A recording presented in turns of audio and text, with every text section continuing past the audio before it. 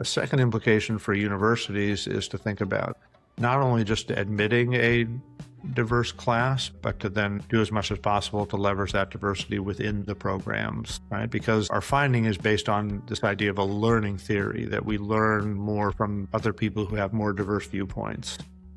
To me, this is almost a self-evident finding. Who are you going to learn more from? Somebody who knows exactly what you know and has thought processes that are exactly like you, or somebody who knows a lot of things you don't know and thinks very differently about that same set of information? It's self-evident what the answer is to that question, and that's really what we're finding in the result. Hey, this is Kirk Kardashian, and you're tuned in to Knowledge and Practice, a podcast from the Tuck School of Business at Dartmouth. In this podcast, we talk with Tuck professors about their research and teaching and the story behind their curiosity. Today on the show, my guest is Peter Golder, the E.B. Osborne Professor of Marketing at Tuck. Peter is here to discuss his new paper published in the journal Nature, which finds that racial diversity in higher education is associated with higher student salaries. Peter is an expert on market entry timing, new products, long-term market leadership, and quality. He was on this podcast last year to talk about his new elective, Creating Winning New Products and Services, and to share his thoughts on how to foster creativity. Peter has taught at Tuck since 2009, and his research has won more than 10 Best Paper or Best Book awards, including several of the most prestigious awards in his field. Peter Golder, welcome back to Knowledge and Practice. Yeah, thanks so much, Kurt. Great to be here with you again. Yeah, I'm honored that you made the time for this, and I'm excited to talk about this paper that you published in the journal Nature, which came out in May. So before we dig into the substance of the paper, which is racial diversity in higher education, I think it's worthwhile to stop and acknowledge that publishing a paper in Nature is a big deal. Well, yeah, I mean, first of all, thanks so much for, thanks so much for that. And yeah, when you start out this process, we're never really sure where it's going to go, but we did have a topic that we thought was suitable for a broad audience. And we did want to reach a broad audience that went to, not only business school faculty, but faculty across institutions, and even more so across society. Both something that the Supreme Court itself would be likely to see, I believe, and certainly people who are thinking about public policy in this domain. So we certainly had a topic that we thought was suitable for a broad audience, and just very appreciative that the editors at Nature felt the same way. Yeah, I'm sure. So a question people might be asking is, Peter Golder, professor of marketing at a business school, how did you end up studying racial diversity in higher education? Yeah, I must say I've gotten that question from a lot of my friends and family, because it doesn't seem to quite fit. But there's really been kind of a nice evolution or progression towards this topic over time. So I'll relate it to a few things. I mean, one is that I have studied innovation and product development over the years. That has provided a couple of underpinnings for the work. So one is you can just look at MBA programs as products themselves that are based on various design criteria. And one of those very critical design criteria is the composition of the student body. The composition of the faculty matters, the composition of administration matters, but the composition of the student body matters a lot, because the students learn from each other. The faculty learn from the students, as well as the students learning from faculty. So the group of people that's put together is a really important determinant of the design of an MBA program. So that's one aspect of it. Another aspect is related to the previous podcast that you and I did about my course on creativity. And there's a lot of research to talk about how important diverse viewpoints, diverse backgrounds are in product development and in creativity. So I kind of came with that's really kind of ingrained in me from previous research, of just how important that is in a new product context. And many other people have talked about it being important in an educational context as well. So that's some of the background. Another piece of the background is that one of my co-authors on this Nature paper, Deb Mitra, Uh, he and I have worked together for almost 30 years now, going back to the time when I was a young professor at NYU and he was an incoming doctoral student. And I ended up chairing his dissertation, but we've worked together for decades. But in 2008, we published a paper that examined the link between academic research and student salaries in MBA programs.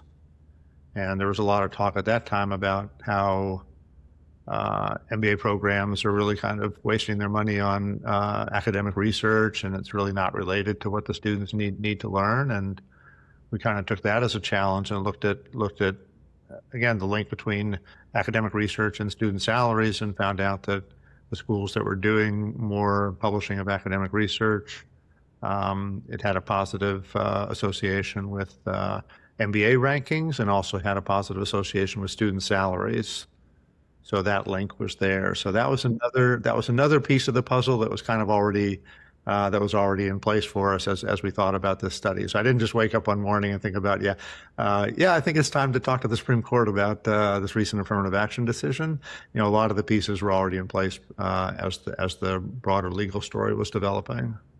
Wow, that's so interesting, Peter. I noticed you also have a third co-author, Maria Topchi, who it says in the paper is at Travelers Insurance. So tell me the story there. So the backstory on that is Maria was Deb's PhD student, and so essentially there were in some ways three academic generations kind of putting our heads together on this. But Maria as a PhD student was very instrumental in the project, especially in the some of the earlier stages of the project, but was very instrumental in the beginning stages of the project. And very happy to have her participation, and happy to have her as a co-author on the paper as well. So it's really a collaborative effort among the three of us. Yeah. Okay. Um, Which again, talking about diversity. I mean, putting all three of us working together, certainly made the paper better than any one of us working alone. Yeah. Oh no, I'm sure it did. Yeah. So it seems like this paper really arose out of the 2023 Supreme Court case, Students for Fair Admissions Inc. versus President and Fellows of Harvard College, which declared it unconstitutional for colleges and universities to use race-based admissions policies. So is that accurate to say that decision really prompted you to undertake this study? Um, it certainly proceeded in line with that, but here's a little more of the backstory of the project. So, the case that you mentioned, the Students for Fair Admissions. I mean, this had been working its way through the courts for a while, and basically, I think everyone expected it to get to the Supreme Court because there have been previous decisions on affirmative action going back to like 1978 was the first decision, essentially making affirmative action legal. And then there were subsequent decisions that continued to reinforce the fact that racial diversity in higher education was seen as to be a compelling state interest, because the prevailing view was that diverse viewpoints in a classroom enhanced education for everyone. But the justices who were dissenting from those previous opinions were starting to become more of the majority voices. I would say that would be Justices Roberts, Thomas, and Alito would be the people who were who were already on record as being the dissenting voices in previous affirmative action cases that were supported by the courts. So we kind of knew this was happening. So we started the project really before the 2023 decision came out. And there was really some kind of tension involved because we felt like we knew enough to have an opinion about the topic. But, we we view our role in this whole process as being somewhat different. I mean, essentially, fundamentally, as researchers, we are scientists. There's plenty of other people who have opinions on the topic, and some of those opinions are rooted in factual information. Some of those opinions are rooted in misinformation and purposeful disinformation in some cases. But the role that we have to play in this process, and really the privilege that we have as academics, is to add an empirically based, factual information to this conversation. So we proceeded along this path. Since we had the business school data from an earlier project, we started with that data. We did find this association between racial diversity and salaries in the business school data, but we continued to expand the data by adding in all the law school data, because what we wanted to do is we wanted to show that this wasn't just a finding that happened in one context, but seemed to be more general in other contexts. And again, that's that's our job really as scientists, is to bring this type of a result to the conversation. We had to pause until we really had the validation from the other data set. And so the Supreme Court decision came out in 2023, and then the paper was written really with that as the primary kind of context, because that became the primary context. And really the Supreme Court decision really set the table for our paper very well, because they overturned affirmative action on empirical grounds almost more so than legal grounds. They basically just said, okay, we're not going to disagree so much with this idea that diversity could improve education, and if so, could be a compelling state interest. But they said basically, where's the evidence? We looked around. It's like, where's the evidence that this is the case? So at that point, it became very clear to us that was really the positioning for our paper, was a direct response to that challenge from the Supreme Court that said, okay, where's the proof that diversity actually helps everyone, that helps overall education? And we thought we had the data to answer that question, and it turns out that we did. Yeah, yeah. Well, I know, like, you've done some other research where you, I think, contributed to maybe an amicus brief to the Supreme Court on a different issue completely. If I recall correctly, what was the topic on that one? So it was really about, well, the basic issue was about should a certain name, the Booking.com name, should it be a generic term, or should it be trademark? Should you have rights to trademark it? So booking alone could not be trademark, because it's just a general word. People make hotel bookings, airline bookings all the time. But Booking.com became known in the public consciousness as a brand identifier. And the Supreme Court basically said, their decision was, we're going to look at the evidence in a case and to basically see how this term is used in the marketplace. And that's very much along the lines of what my amicus brief was saying. And again, this was I was the lead author on a brief that was co-authored by multiple other marketing faculty members, and the overall opinion for the Supreme Court there, or our input to the Supreme Court, was that there was a lot of evidence out there that the court could look at to see how consumers were using these terms, and that you shouldn't have some kind of the USPTO was essentially saying that there should be a rule that you can't take a generic term and just add .com to it and turn it into a brand name. And the Supreme Court decided that, well, let's look at how consumers are using this. If it truly is a brand identifier, then you should allow it to be a trademark. That's what our amicus brief said, and basically we pointed to lots of evidence where you could understand consumers and how they thought about these terms. And I was very happy that the Supreme Court basically adopted the same position. But I'd also like to point out that that amicus brief again didn't just I didn't wake up one morning and say, oh, I think I want to write something about the Supreme Court case. It grew out of research that I've been doing my whole career, and grew out of a paper that I that I wrote for Journal of Marketing Research in 2000, when I had obviously no idea that this would even come up. But it was basically, how do you use archival evidence to come up with an understanding of business decisions that are being made, and how do you come up with use this evidence to find out how consumers are thinking about markets as they develop.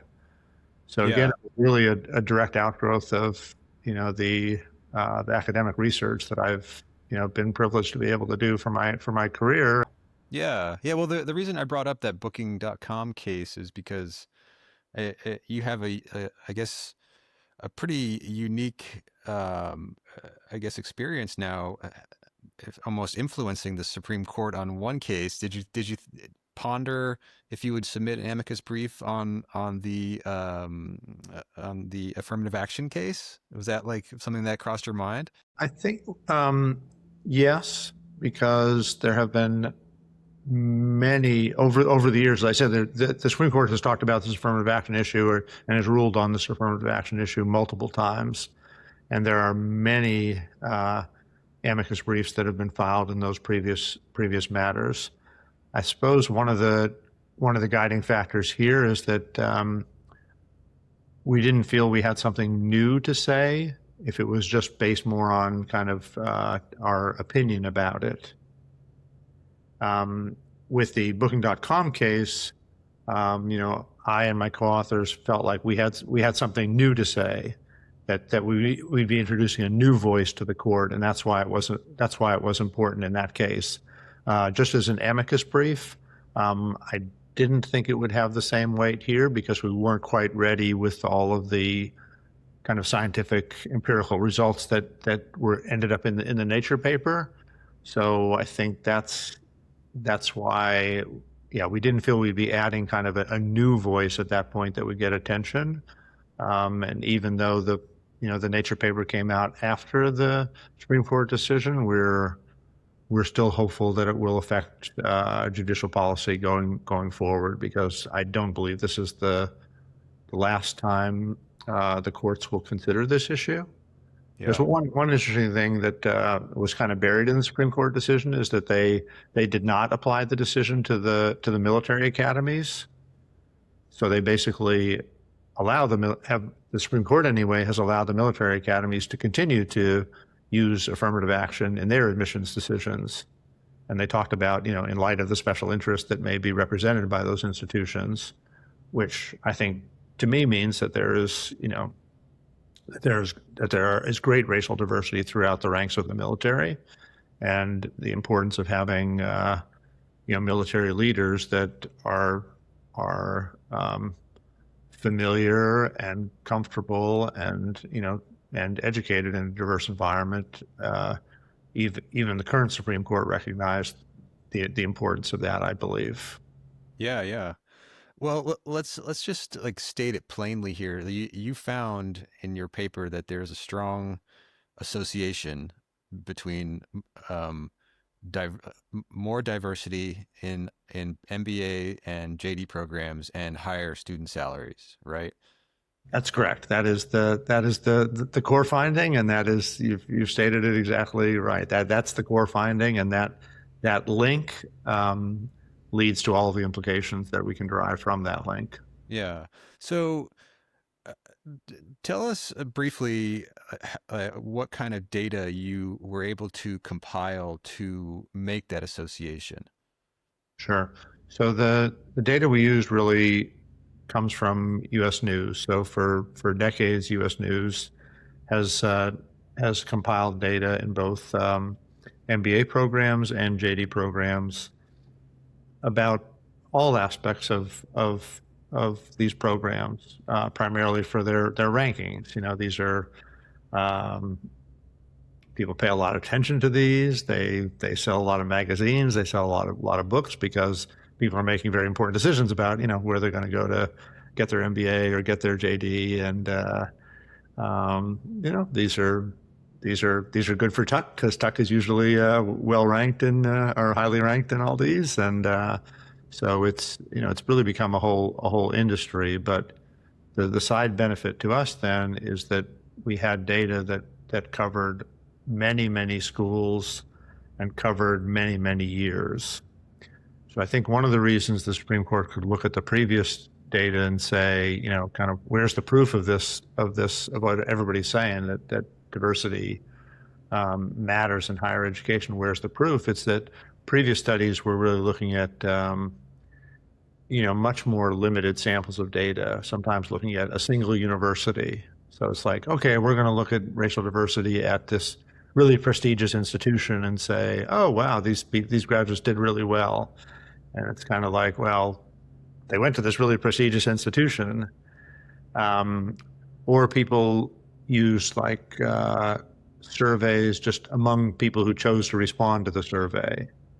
So you get into all these issues of just kind of selection bias, right? So the people who are more likely to respond, maybe the ones more likely to be successful, or there's a bit of kind of yay saying involved in surveys where people kind of say like, oh, this is kind of the way I should be thinking, what people want to hear. So I'm going to give that kind of result. So there are all these biases, but in some ways, because the U.S. News data wasn't collected for this purpose, it's not subject to some of those same biases.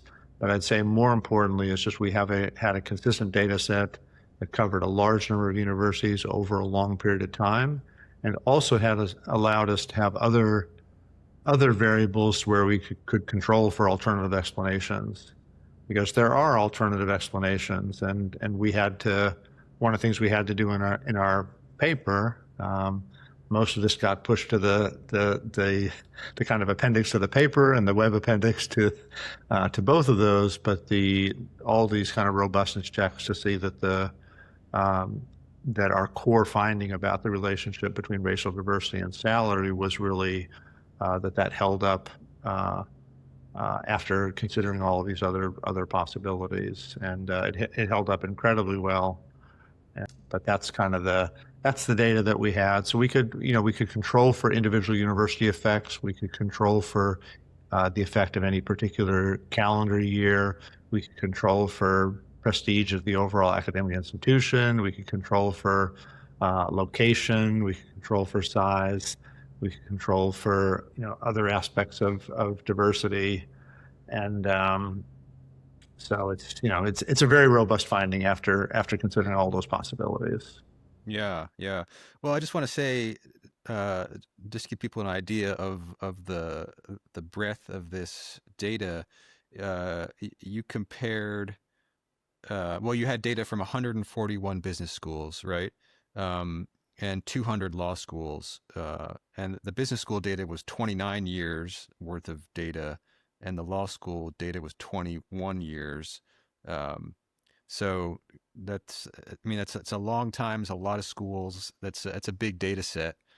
So I think you're definitely not cherry picking a couple of schools in a couple of years. Yeah. But And I should say this. It's a good framing and a good point that you make. Is we really went into the study with an open thought as to what the result would be, because we honestly didn't know at the start of this, because there are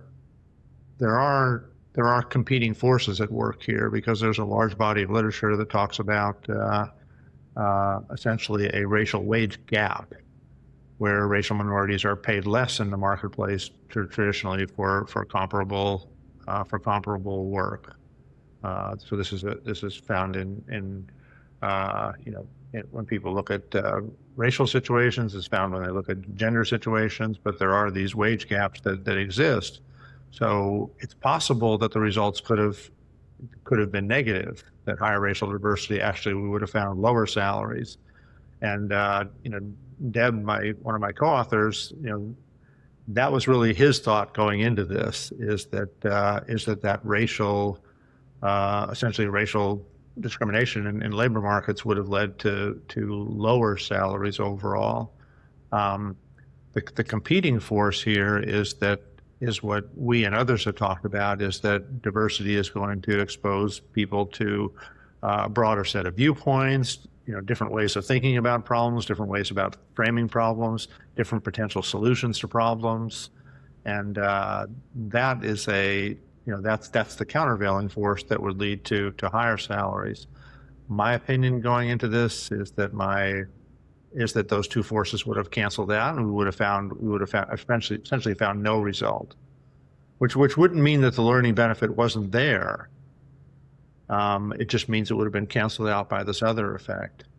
Now, the fact that we found a positive effect overall means that the learning effect essentially was more than enough to compensate for any potential downward impact on salaries from having a more racially diverse class. So I think that's an important point as well, is what we're looking at and what we're able to identify is a kind of net composite effect.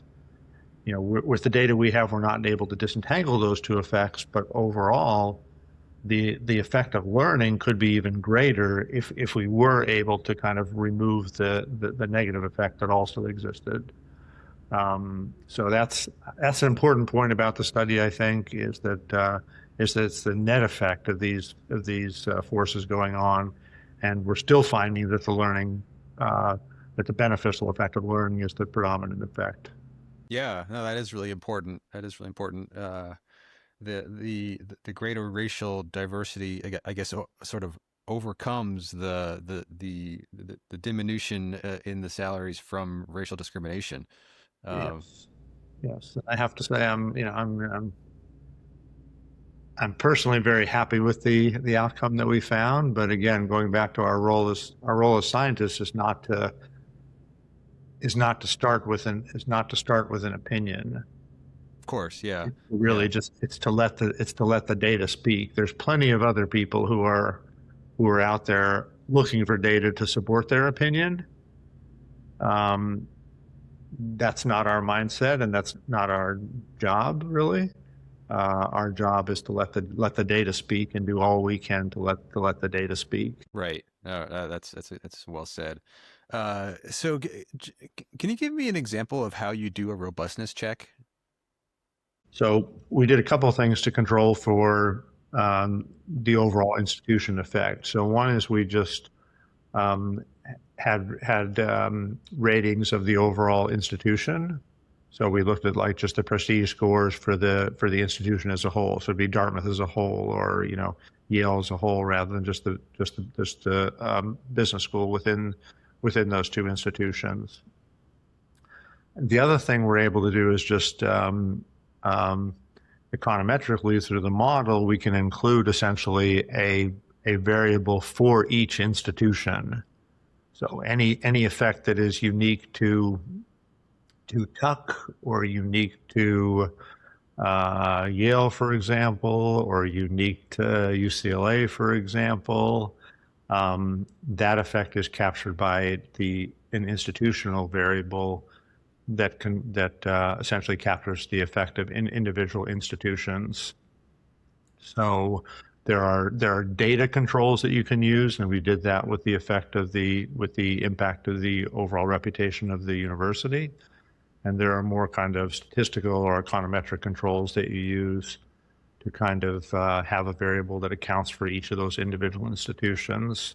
But that's the beauty of the data set that we have, is we have all those law schools, the 200 law schools, 141 business schools, and we are able to sort of account for the institutional level effects to really isolate. We want to make sure that we're isolating as much as possible on the racial diversity measure and seeing what the impact of just that variable is alone. So many models will have, you look at things like, just say, economic sentiment might be a function of sort of inflation and unemployment, for example. And you wouldn't want to look at just the correlation between inflation and consumer sentiment. You'd want to say, well, let's look at the effect of both those things, or what's the effect of people's views of inflation after controlling for their views on unemployment also. This is a very simple example. You just include another variable to make sure you're isolating on the impact of a single variable alone. Our single variable was racial diversity, so as much as possible, we wanted to account for every other variable that people thought might have an impact on salary, and that's what we did to basically just partial out the effect of racial diversity alone. So let's talk a little bit about the policy implications of your findings. As it stands right now, right, race-based admissions policies are against the law in higher education. Schools still can consider race as a factor, right, in their admissions if an applicant talks about the effect of their race on their life experience. But beyond that, it's really not being taken into account at colleges and universities. Um, that's not, I mean, that's a federal law now. So what do you think should be done now, federally or state, or just on the level of the college or the university to um, I guess to allow or to consider race as part of admissions policies? Okay. So that's a great question, and we've thought a lot about that because the first point is just to come up with kind of like what the finding is, what the empirical finding is, but there are lots of implications that stem from that, and still, of course, there are many things that can be done within the law as it currently exists. So one is, as you mentioned, is that universities still are allowed to consider, and as the Supreme Court described it, an applicant's discussion of how race affected his or her life. So that's still allowed, and I believe, based on this result, that this should be given weight in admissions decisions. And a second implication for universities is to think about not only just admitting a diverse class, but to then do as much as possible to leverage that diversity within the programs, right? Because our finding is based on this idea of a learning theory, that we learn more from other people who have more diverse viewpoints. And to me, this is almost a self-evident finding. I mean, but I'll say it anyway. It's just, and I've had this conversation with people. It's like, who are you going to learn more from? Somebody who knows exactly what you know and has thought processes that are exactly like you, or somebody who knows a lot of things you don't know and thinks very differently about that same set of information. It's self-evident what the answer is to that question, and that's really what we're finding in the result. But then it becomes incumbent on universities, and for me, it's not just law schools and business schools. This learning theory should apply throughout education. It should apply throughout the business world as well. Is that how do you leverage that once you put it in place? It's just admitting a diverse class is just the starting point, but then it's taking advantage of that diversity through enhancing education. It's really leveraging that. It's leveraging that sort of, I don't know, in some ways, when you admit the class, that's kind of like a static advantage. It's there, but you have to sort of leverage that advantage into a more dynamic kind of advantage, and that happens through the learning. And that's just going to happen through interactions. And some of that happens through the way study groups are formed. So Tuck gives a lot of thought to this in terms of how study groups are formed. It happens in the class. It happens basically through curricular, co-curricular, and extracurricular activities. And so that's one thing that we want universities to be giving more thought to in terms of how they kind of leverage that diversity. Another implication is for the courts. So courts should be considering this now. Again, I don't have any idea when this will get in front of the Supreme Court again, but I believe it will at some point. If one of the things we talk about in our paper is if business schools and law schools want to be extra proactive about this, they could sue the federal government to basically ask for the same exemption that the U.S. military academies are allowed, and to say, hey, at least within our context, there is a special interest here. There's a compelling state interest that we've shown. These data show that education's better, so we would also like an exception as you've granted to the U.S. military academies. So it's not without precedent. Even the current court was open to that exception for the U.S. military academies, and with these data, I think business schools and law schools would have that right. Do I expect that to happen in the next couple of years? Probably not. Might it happen after that? It might. It might. So, educational institutions don't need to be passive in this process and wait for it to happen. They can kind of force it to happen also, if they choose to do so. So this could also happen through legislative means, right? Legislators don't have to wait for courts to take action. Legislators have every right to act as well, both with affirmative action policies and kind of just civil rights policies in general. So the legislative branch does not have to be silent on these topics. And more broadly, looking beyond that, I think the corporate business world as a whole should do its own investigation. We were focused on the educational environment. They should be focused on their own environments and really figure out, where is diversity really paying economic dividends for the corporation, and focus on those. And again, there are lots of reasons why companies over the years have decided why it was the right thing for them to do. There has been a retrenchment in this area recently on the corporate side, and I think one of the implications for our paper is for companies to now think about, maybe we're hurting ourselves in the process here, and we should take a closer look at our own context and at least figure out.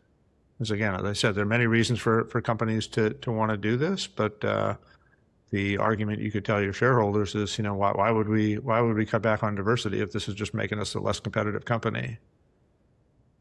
And to really examine what aspects of the company are most directly benefited from diversity. Again, going back to my research on product development and things like that's already been shown in many other studies in the literature. And I would just, my co-authors and I would encourage companies to take a look at their own situations, and even from a purely economic perspective, just think about where diversity is really benefiting them the most, aside from all the other reasons why they might decide it's the right thing to do. Yeah. Well, Peter, it's a really amazing paper, very important. Nature finding more diverse schools lead to higher student salaries. Thank you very much for explaining that paper to us, and it's been great to talk with you. Well, yeah, thank you so much, Kirk. Great to talk to you always, and thanks for helping us disseminate these findings to a wider audience. I appreciate it very much.